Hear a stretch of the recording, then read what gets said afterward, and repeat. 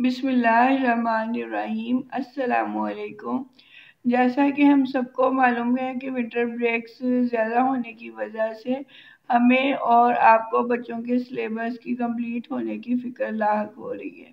तो इसलिए अब ये मसला सॉल्व करने के लिए हमने बाकायदा आप लोगों को बाकायदा सिखाना शुरू कर दिया है कि हम जो हमारा सिलेबस रहता है वो उसकी हम फॉर्मेशन बच्चे को घर में कैसे सिखा सकते हैं। अच्छा, ये जो मैं आज कंप्लीट रूफ़ तहज्जी का एक प्रोसीजर आपसे शेयर कर रही हूँ, ये हम प्रोसीजर 4 से 6 साल के बच्चों पे अप्लाई जो है वो कर सकते हैं। आज हम कंप्लीट शेयर कर रहे हैं इंशाल्लाह ताला। चलो स्टार्ट करते हैं आज की वीडियो, जिसमें हम हरूफ तहज्जी लिखना सीखते हैं। ये देखिए, आज हमने पूरे हरूफ तहज्जी को एक कंप्लीट प्रोसीजर में स्टार्ट किया। ये देखिए, बे का खानदान, जीम का खानदान, दाल का खानदान, रे का खानदान, जोड़े जोड़े और अलग अलग। ठीक है, यानी कि ये इनका खानदान का मतलब है कि जब बच्चे को एक चीज़ बनानी आ जाए तो इससे रिलेटेड जितने भी लफ्ज़ बनते हैं हरूफ तहज्जी के वो खुद ब खुद बनाना शुरू कर देता है। जैसे बे का खानदान है तो इसमें ये देखें, आपने ब,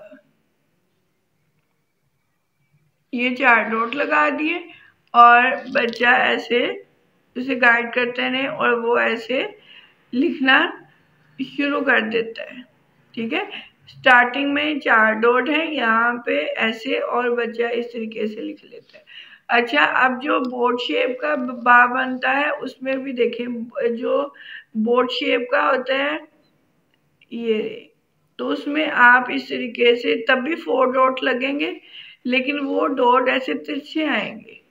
अगर आप ऐसे भी लिखाना सिखा रहे हैं बच्चे को बा, तो ये ऐसे 4 डॉट लगेंगे, और अगर आप बोर्ड शेप में बा लिखाना सिखा रहे हैं तो ऐसे डॉट लगेंगे। देखिए,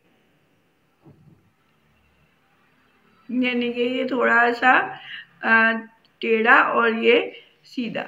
जब बच्चा एक बोर्ड शेप से बा बनाना सीख लेता है तो आगे वो सारी हरूफ तहज्जी जो है वो खुद ब खुद लिखना शुरू कर देता है। सपोज पा,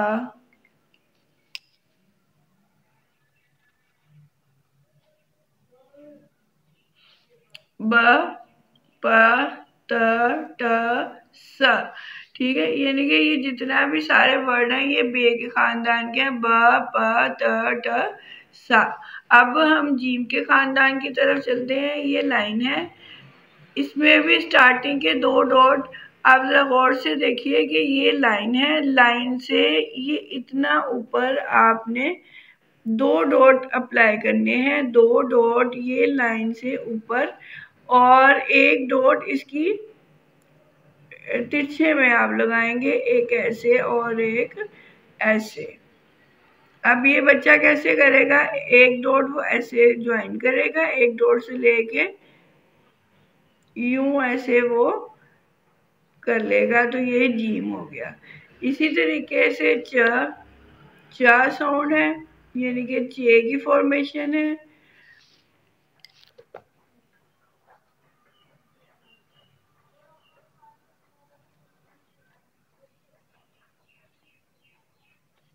जीम और च, फिर हा और फिर ख, जीम च हा और खा। यानी कि जीम का खानदान में जब बच्चा जीम सीख लेता है तो आगे वो चारों वर्ड खुद बना देता है।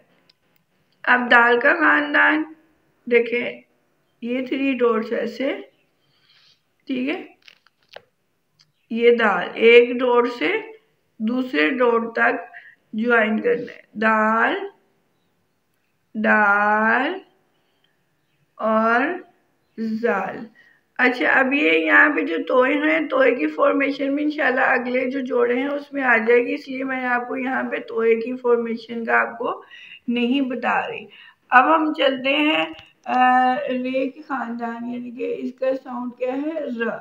अच्छा, ये बात ज़हन में रहे कि जैसे इंग्लिश के अल्फ़ाबेट्स की साउंड होती है, इसी तरीके के हरूफ तहज्जी की भी साउंड होती है। रे की साउंड क्या है, र। ये देखिए, इसको भी हम 3 डॉट स्टार्टिंग में सिखाएंगे। लगाएंगे, एक डॉट लाइन के इतना ऊपर, दूसरा लाइन के बिल्कुल ऊपर, और ये ऐसे फॉर्मेशन आप देख लें कि कहाँ कहाँ मैंने डॉट अप्लाई करी। ये देखिए अच्छा, अब ये बात ध्यान में रहे कि मैं दोनों पैटर्न फॉलो कर रही हूँ जो इस वक्त फैसलाबाद में या पाकिस्तान में इन है। मतलब रहा के कुछ लोग इस फॉर्मेशन को ऐसे बनाते हैं कि ऐसे करके ये लाइन से थोड़ी सी नीचे आती है और ये लाइन के ऊपर आती है। इसका मतलब ये नहीं है कि ये गलत है ये सही है, ये गलत है ये सही है, दोनों एक्यूरेट है। दरअसल होता ही है कि जब हम बच्चे को 1 या 2 में करवाते हैं तो स्टार्टिंग में बच्चे ने ये रेट डालनी होती सिंपल। जब बच्चे ने किसी और के साथ जोड़ के लफ्ज़ को बनाना होता है तो फिर उसने ये वाली स्लांटिंग वाली रे बनाना शुरू करते हैं। फॉर एग्जांपल जब उर्दू में बच्चे ड्राइंग राइटिंग करते हैं तो ये देखिए उन्होंने जैसे फर लिखना है तो ये फा की छोटी साउंड है और ये जो रे है वो यूं आएगी, यानी कि ये लाइन से नीचे। तो इसलिए हम ये नहीं कह सकते कि ये रा गलत है और ये रा सही है, या ये रा गलत है ये रा सही है। उर्दू राइटिंग में दोनों र यूज हो सकते हैं। अब ये देखिए रे, अड़े, जे और ये यहाँ तक, यहाँ तक, यहाँ देखें जो मैंने आज सिलेबस सेंड किया है पीजी के, हमारे फर्स्ट टर्म तक यहाँ तक है। अब जो पेरेंट्स यहाँ तक करवा रहे हैं वो वेल एंड गुड है, क्योंकि आफ्टर विंटर ब्रेक्स हमने स्पीड से ये काम करवा देने हैं। ऑनलाइन आप प्लीज़ बच्चों को ये काम करवाते रहें ताकि बच्चे यहाँ तक की फॉर्मेशन सीख लें, वरना उन्हें नर्सरी के फर्स्ट टर्म में प्रॉब्लम हो सकती है। अच्छा, आगे जो है वो जोड़े हैं। जोड़े का मतलब ये होता है कि दो लफ्ज़ों को जोड़ के लिखना है, वो आ जाते हैं जोड़े। अब वो जोड़े कौन कौन से हैं, उसमें आ जाता है सीन, शीन। अच्छा, ये देखें सीन की फॉर्मेशन हम किस तरीके से करवा सकते हैं। स्टार्टिंग में देखें आपने बच्चे को डायरेक्ट 3-4 डॉट लगा के देने, इससे ज़्यादा नहीं। अब ये देखें एक डॉट से दूसरे डॉट और फिर ऐसे, फिर उसके बाद ये लाइन बिल्कुल नीचे। यहाँ तक जब बच्चे ने आपने लिखना सिखा दिया है ना, फिर आपने अगली गुलाई के लिए उसे जो है ये डॉट लगा के देने। ये देखिए ऐसे बच्चा स्टार्टिंग में सीन लिखेगा, ठीक है। आहिस्ता आहिस्ता फिर आप ये डॉट्स जो है वो कम करते जाएं। अब नेक्स्ट में देखें सीन, शीन, ठीक है, ये जोड़े में आते हैं सीन, शीन। जब बच्चा एक वर्ड की फॉर्मेशन सीख लेता है वह दूसरा वर्ड अपने आप बना लेता है। अब यहाँ पे आ जाता है स्वाद। स्वाद में भी सेम वही चीज़ है कि बस इसमें यही ध्यान में रखना है कि आपने ये जो डॉट लगाया है इसके दरमियान में पेंसिल से एक डॉट लगा लें। ये देखिए पेंसिल या कोई और कलर यूज़ कर लें ताकि बच्चा जो है उसे ये पता चले कि अब उसने गुलाई कहाँ से करनी है। अगर आप तीनों मार्कर से भी लगा लें और बच्चा अंडरस्टैंड कर रहा है तो तब भी कोई इशू नहीं है। बस ये है कि बच्चे को इन दोनों में फ़र्क महसूस होना चाहिए। जब आप एक ही मार्कर यूज़ करेंगे उससे बच्चा कंफ्यूज भी हो सकता है। ये देखिए एक मैंने 2 डॉट मार्कर से लगाए हैं और एक पेंसिल से। यहाँ से बच्चे को कहना है कि गुलाई करनी है। गुलाई करने के बाद इस डॉट तक पेंसिल को लंबा करना है और देन यही वही फॉर्मेशन जो आपने नेक्स्ट की थी। ये देखिए स्वाद, ठीक है, सीन, शीन, स्वाद, ज्वाद। ये देखिए गुलाई, एक डॉट तक गुलाई और नेक्स्ट डॉट तक लाइन, सीन, शीन, स्वाद, ज्वाद। अब नेक्स्ट आप देखें तोय। मैंने आपको स्टार्टिंग में भी कहा था कि जब मैंने डाल के ऊपर तोय डाली थी कि तोय की फॉर्मेशन हम नेक्स्ट में सीख लेंगे।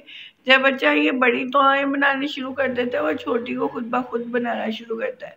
अब तोय जब हमने बनानी है इसमें भी सीधी लाइन लगानी है, ठीक है। और अगेन वही प्रोसीजर कि गुलाई के लिए आपने एक अलग से कलर यूज कर लें, क्योंकि बच्चे जो है वो कलर को ज्यादा एक्सेप्ट करते हैं। यहाँ पे उसको गुलाई दे दें, ये तो आ और फिर ऐसे ही जुआ, सीन शीन स्वा जुआ त्वा जुआ। अब यहाँ पे नेक्स्ट जोड़े हैं उसमें आइन की फॉर्मेशन। आइन की फॉर्मेशन में बहुत ज्यादा प्रॉब्लम आती है। अब इनके लिए भी यही है कि आपने एक पेज कोशिश करें कि सिंपल अपने पास में रखें, ताकि जो डॉट आपने लगाए बच्चे को भी उसी तरीके से डॉट लगा के ऐसे बुलाएंगे। देखिए यहाँ पे एक उसने गुलाई करनी है।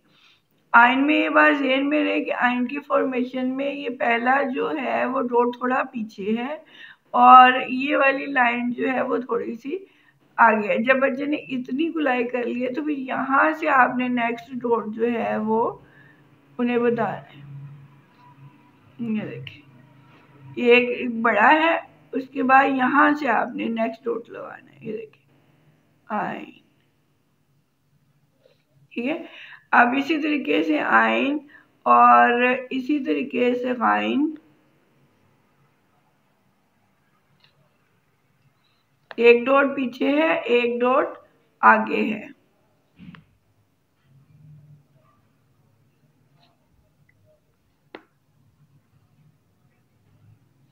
आइन गाइन।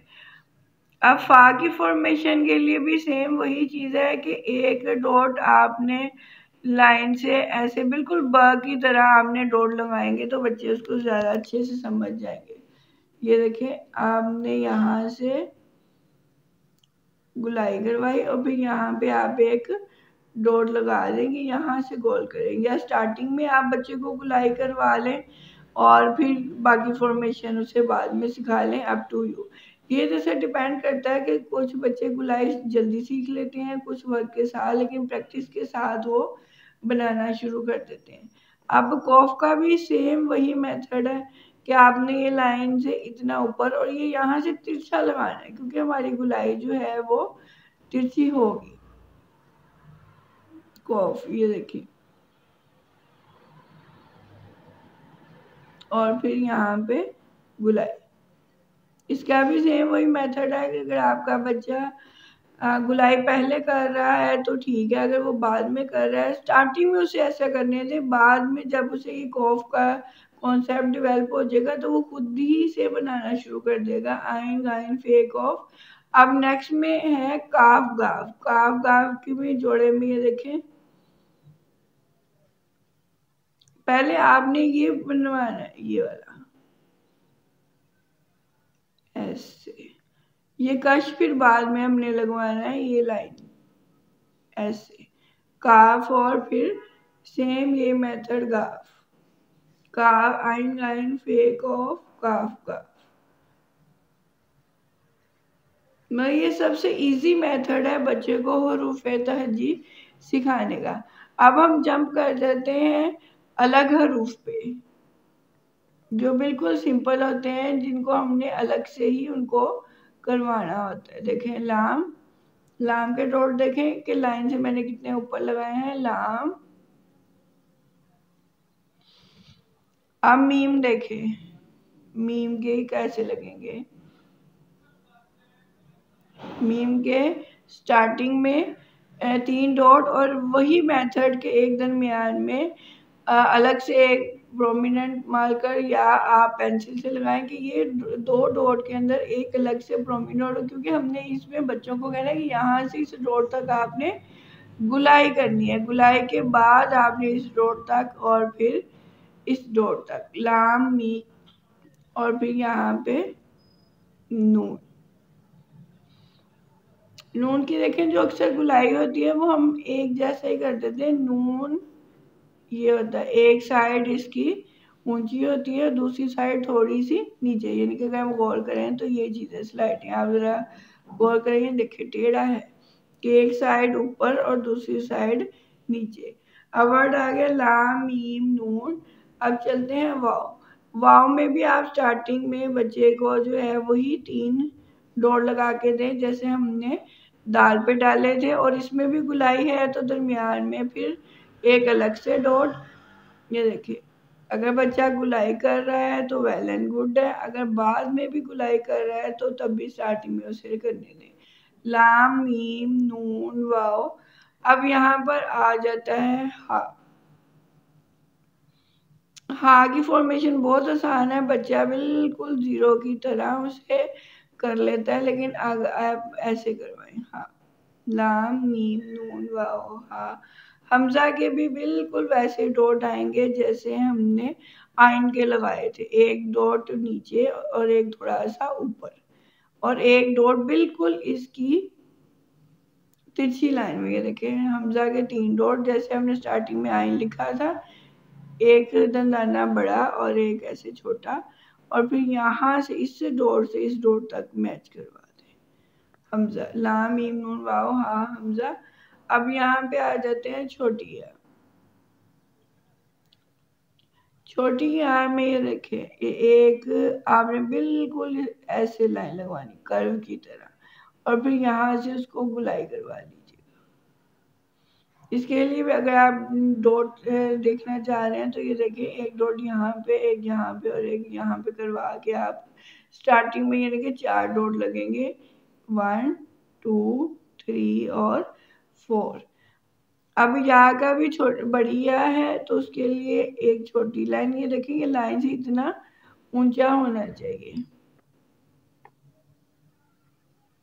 एक छोटी लाइन,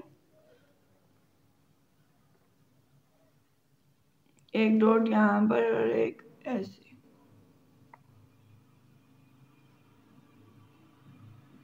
अच्छा छोटी या में अलिफ जो है, अलिफ और अलिफ मद आ, देखिए अलिफ और अलिफ मद आ ये भी अलग हरूफ में ही आते हैं। ये देखिए अलिफ तो बच्चे बहुत आसानी से बना लेते हैं। अब अलिफ मद्दा में ये देखेंगे, अलिफ मद आ में हम कैसे इनको सिखा सकते हैं। देखिए मैंने थोड़ा सा आपको वाजिया करने के लिए नीचे लाइन में लगा रही हूँ। ये देखिए मैंने 2 डॉट लगाए हैं। अच्छा ये बात है, मेरे स्टार्टिंग में जब हम बच्चे को सिखाएं तो लाइन का बहुत ज़्यादा ख्याल में कॉन्शियस ना हो, क्योंकि मेन चीज़ है बच्चे की फॉर्मेशन।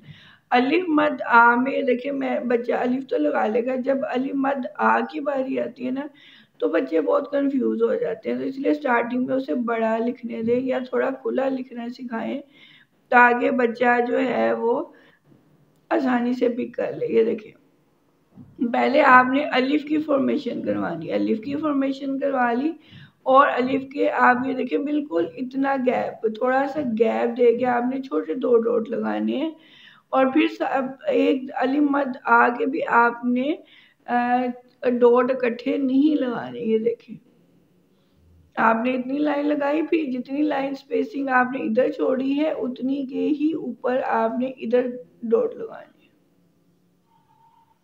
ये देखिए यहाँ तक बच्चे ने लाइन लगा ली, फिर अब यहाँ से बच्चे से कहना है कि यूं करके यूं करें तो ये अली मद आ की फॉर्मेशन भी आ जाएगी। अब ये देखिए आपको पूरा एक कंप्लीट मैंने रुफ़े तहज्जी की जो है वो आपको फॉर्मेशन सिखा दी है कि इस तरीके से आप बच्चे को रुफ़े तहज्जी की प्रैक्टिस करवाएंगे इंशाल्लाह। विद लिटिल प्रैक्टिस वो इंशाल्लाह इस काम करने के रुफ़े तहज्जी लिखने के काबिल हो जाएंगे। Thank you.